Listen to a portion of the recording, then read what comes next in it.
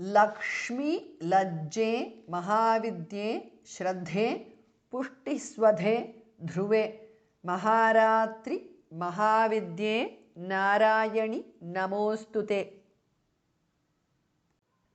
Lakshmi, E is short because of Sambodhana Vibhakti. Lajje, Mahavidye is a compound word. Shraddhe, second has Mahapranaha. Pushti, E is short again. Swadhe, Dha Mahapranaha. Dhruve, Dha Mahapranaha. Maharatri is a compound word. E is short again. Maha, Avidye, Mahavidye is a compound word. Narayani is a compound word. Again, E is short in the end. Namaha astu, namostu because of sandhi, te. Lakshmi lajje mahavidye, shraddhe pushti swadhe dhruve, maharatri mahavidye, narayani namostute.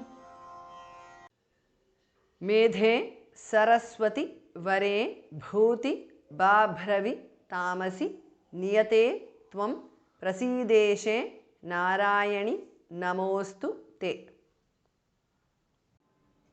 Medhe, Dha is Mahapranaha. Saraswati, E is short in the end because it is a direct address to the goddess.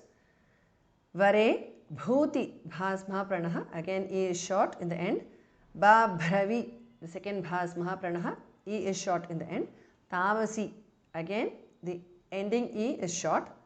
Niyate tvam prasida ishe prasideshe because of sandhi. Narayani is a compound word. E is short there. Namaha astu namostu because of sandhi. Te.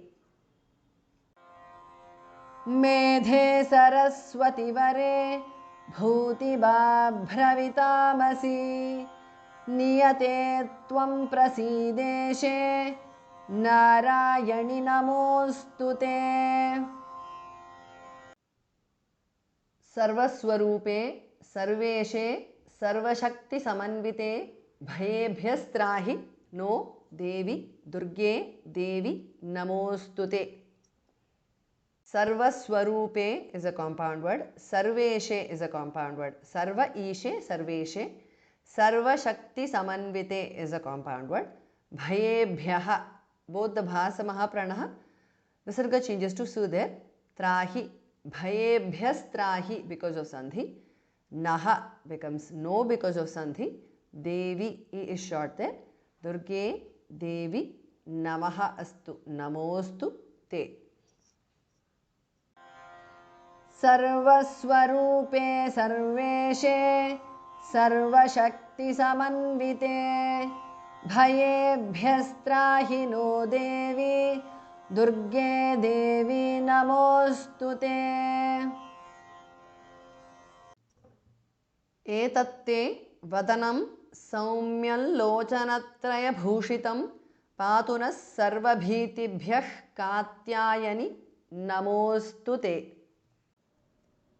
Etat te vadanam saumyam. Saumyam ends with an anuswara, which is a dot on top of the ya. Lochanatraya bhushitam is a compound word. Bhas mahapranaha. It starts with the letter L. So the anuswara of the previous word, saumyam, the anuswara transforms to L with a nasal sound because the next word starts with L. So it becomes saumyallocanatraya bhushitam. Patu Naha, Visarga changes to su there. Sarvabhitibhyaha is a compound word. Both the bhas are mahapranaha. Nas sarvabhitibhyaha because of sandhi. Visarga then changes to jihva muliya. Katyayani. Sarvabhitibhyah katyayani because of sandhi. Katyayani, the E in the end is short. Namaha astu namostu te. Etatte vadanam saumyallocanatraya bhushitam patunas sarvabhitibhyah katyayani namostute. Jwalakaralam atyugram asheshasura sudanam Trishulam पातु नो भीतेर्भद्रकाली नमोऽस्तु ते. Jwalakaralam is a compound word. Atyugram. Jwalakaralam atyugram, because the first word ends in ma and the next word starts with a, it becomes ma. Ashesha asura sudanam. Asheshasura sudanam is a compound word. Atyugram asheshasura sudanam. Trishulam is a compound word. Patu naha becomes no because of sandhi.